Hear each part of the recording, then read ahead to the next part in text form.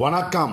வாதியார் எம்ஜிஆர் என்ற நமது YouTube channel மூலமாக நான் உங்கள் வேல்முருகன். பெண்களை ஆபாசமாக பேசுவதில் திமுகவும் தாவேகாவினரும் ஒருத்தருக்கு ஒருத்தர் சலைச்சவர் இல்லைங்க. திமுகவுடைய ஜீன்லே இருக்குது பெண்கள் குறித்து ஆபாசமாக பேசுவது என்பது.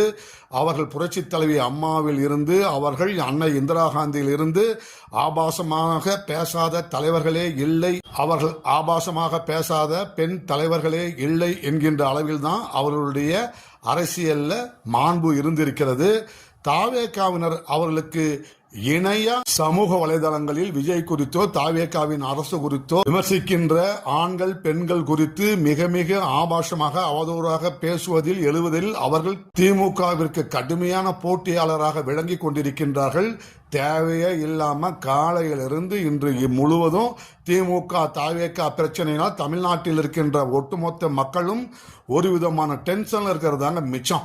ஆபாசமாக பேசிய உதயநிதி மீது வழக்கு தொடர்ந்து விட்டு காவல்துறையில ஒரு கேஸை போட்டு வேலையை பார்ப்பாங்களா, அதை விட்டுட்டு அவரை தூக்கிக்கிட்டு கூட்டிக்கிட்டு இங்கேயும் அங்கேயும் அலைக்கழிச்சுக்கிட்டு இருக்கிறீங்களே, அதனால் கண்ட பலன் என்ன?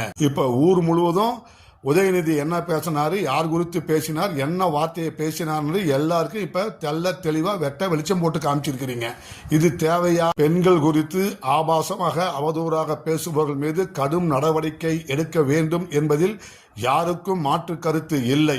ஆனால் அதற்கு முன்பு உங்கள் கட்சியினர் என்ன விதத்தில் பெண்கள் குறித்து எந்த வகையில் பதிவுகள் போட்டிருக்கிறார்கள் சமூக வலைதளங்களில் என்பதையும் ஒரு நிமிடம் நீங்கள் சிந்தித்து பார்க்க வேண்டும்.